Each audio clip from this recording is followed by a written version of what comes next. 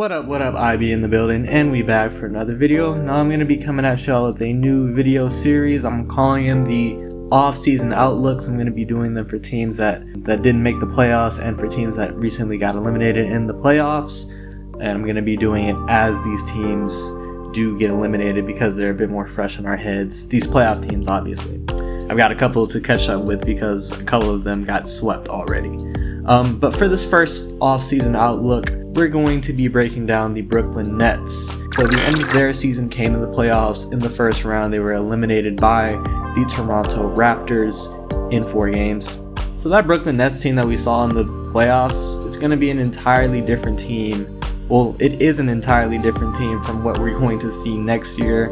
Obviously, Spencer Dinwiddie didn't enter the bubble, neither did DeAndre Jordan. And Kyrie Irving didn't enter the bubble as well, and Kevin Durant was injured the entire year. So this team's gonna do basically a 180 in terms of personnel. So let's dive into the moves that we might expect from the Brooklyn Nets this offseason and moves I might want to see them make. And let's start with the staff. Head coach. Obviously, in the middle of the season, the Brooklyn Nets decided to fire. I don't know if they decided to officially fire Kenny Atkinson or he unofficially resigned. Anyway, there is a hole in the head coaching position for this team, and there's a lot of candidates that could fill this role. One candidate is Jason Kidd, the current assistant coach for the Los Angeles Lakers.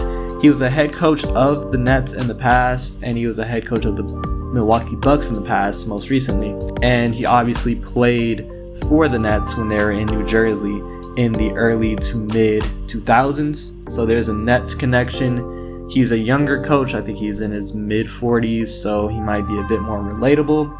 He has experience in terms of coaching a star caliber player when he was coaching Giannis. Well, that was the Giannis before MVP Giannis, but he does have experience coaching a star caliber player. Obviously, this Nets team is a team that's built on the backs of their 2 superstars. And I just expect Jason Kidd to just find his way into a head coaching position sooner rather than later, so we have to keep him in mind. Mike Brown is another head coaching candidate. He has not been a head coach in a long ass time. Obviously, he coached the Cavs, and then he coached the Lakers in the early to middle 2000s when that Nash, Dwight Howard, Lakers kind of trial failed. He was fired after 10 games, and then his head coaching career kind of got derailed, and then he found his way as an assistant in Golden State. Now, he was a part of the dynasty of the Golden State Warriors that won 3 championships and made their way to 5. So he's obviously a successful assistant coach, and he's a proven head coach in the past. The Brooklyn Nets may want a steady hand that just knows what they're doing, knows the ins and outs of the head coaching role, and is in touch with the recent influx of, or not recent influx, but the changing NBA game, because it's not like Mike Brown's been out of touch with the NBA. He's been an assistant head coach, or he's been an assistant coach for the past 5 years, so he's not out of touch with the current NBA game, and he's a proven head coach in the past, so Mike Brown is a viable option. Another viable option is Dave Joerger. Now, I talked about Dave Joerger in the past, but Dave Joerger, he was a successful coach in Memphis. He got them to the playoffs. They kind of overachieved. They fought hard, and they fired him for no reason. I don't know why he was fired in Memphis.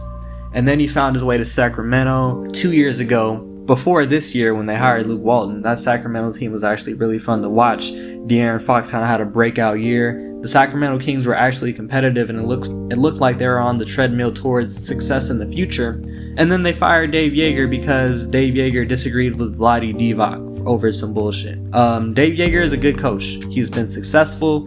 He's proven. He's coached teams in the past that have made the playoffs. He's coached teams that have overachieved. He's a younger coach, but he's never really coached superstar talent. So maybe that might be a reason why the Brooklyn Nets stray away from him in their head coaching search.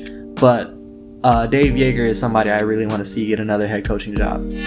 Another option is promoting Jacques Vaughn. He's the current assistant coach for the Brooklyn Nets. Actually, no, current interim head coach for the Nets, who's taken over the role after the departure of Kenny Atkinson. And Jacques Vaughn is the coach that most of the Brooklyn Nets players are vouching for. Well, I won't say most, but a lot of the role players are vouching for. I heard Joe Harris give him his vote of confidence for getting that head coaching role. So Jacque Vaughn could be good because you already have that guy who knows the system of the Brooklyn Nets, rapport with the players already. I think this would be Jacque Vaughn's first head coaching role, so I don't know. Coaching Kevin Durant and Kyrie Irving, I don't know if you would want somebody getting their first job as a head coach, coaching those two, but we'll see if they want to go down the route of continuity. And then we have Tyronn Lue, who's always going to pop up in these head coaching carousels. He's a championship winning head coach. He's young. He's been the assistant coach for the Lakers this past year. For the Clippers this past year on Doc Rivers' staff. And he has the Kyrie connection. Now, I'm not going to act like I know all about his time coaching with Kyrie, what their relationship is, but he's won a championship with Kyrie. That's got to mean something. That's going to be something that kind of tilts the tides in his favor if he wants to get this job. And I think, in my opinion, Tyronn Lue and Jacque Vaughn are the top two candidates, or the two coaches that are most likely to get this head coaching job for the Nets. Now, if we move into the draft, the Brooklyn Nets do have their draft pick this year. It is at number 19. When I look through their personnel, I see an area of need at the forward position, either forward, small forward, or power forward. They just need talent and youth there for the bench unit particularly. They've had Wilson Chandler and Taurean Prince kind of running those small forward, power forward roles.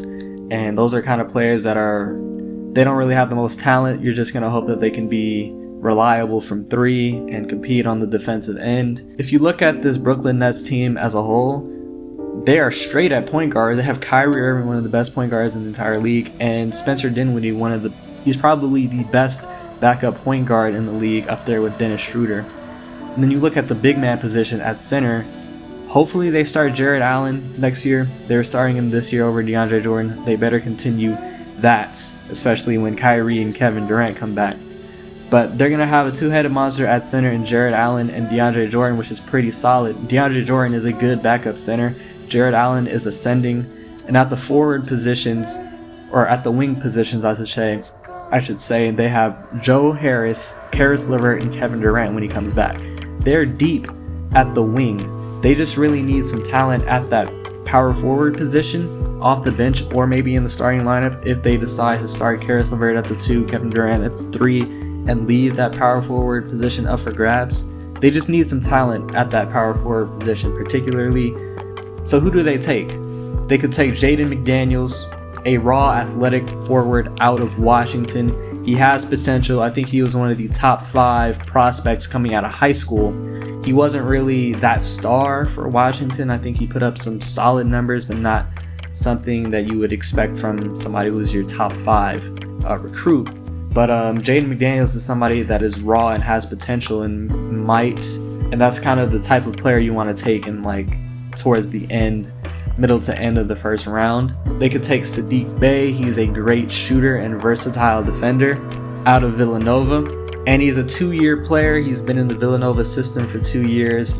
And Saddiq Bey was a player that contributed a lot for that Villanova team, averaging 16 points per game. He shot 45% from 3. He's a second-year player, so he might be a bit more NBA ready in terms of coming onto a team that's expecting to compete right away.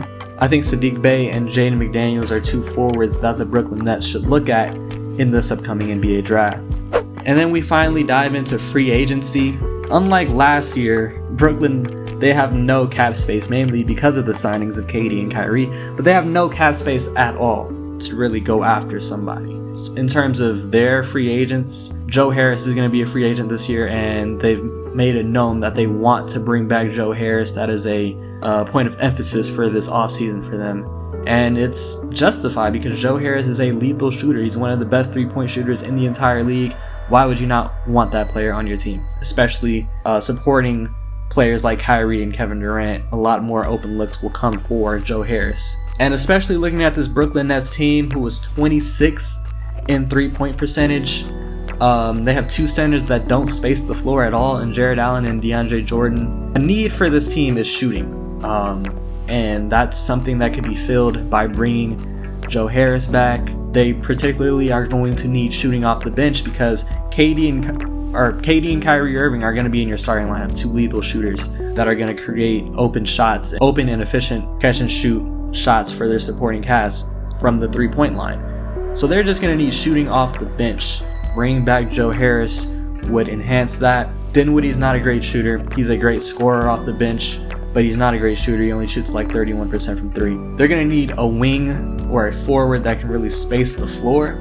I think after they bring back Joe Harris, they'll have a mid-level exception that they might be able to spend on. Kind of a stretch 4 player. I'm thinking along the lines of Nikola Mirotic if he wants to come back to the NBA. Dario Saric. He's not really a catch and shoot small forward. He's somebody who kind of prefers to put the ball on the floor and get to the rim, but he's definitely a forward who is a capable shooter. And Jeremy Grant, who on Denver really proved himself as a lethal shooter this year. So yeah, I think bringing back Joe Harris and kind of adding somebody who can fill the small ball 4 role, especially as a shooter, those need to be the points of emphasis for the Nets this offseason in free agency. So to conclude, I just want to talk about general points of emphasis.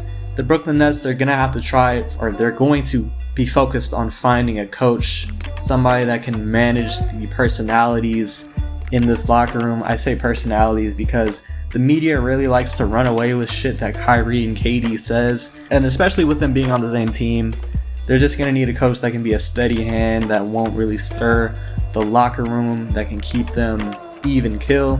Another main point should be establishing team chemistry. Like I said, the 2021 Nets will be entirely different from the Nets we saw in the 2019 to 2020 season. Also, media headaches that might arise. They just need to build a camaraderie between the guys, bridging the gap between the players that played this year that are going to be a part of the team next year, and obviously with your 2 superstars that are going to be coming back.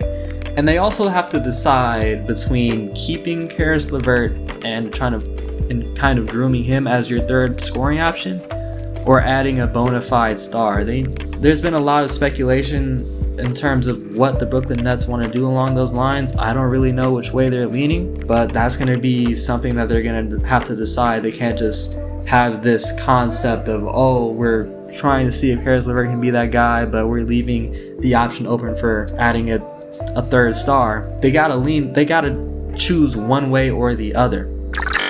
That's gonna do it for today's video. I hope you enjoyed. If you did, leave a like, and if you're new here, subscribe. I would greatly appreciate it. Anyways, like I was saying, thanks for watching. It's been your boy IB. I'll catch y'all later. Peace.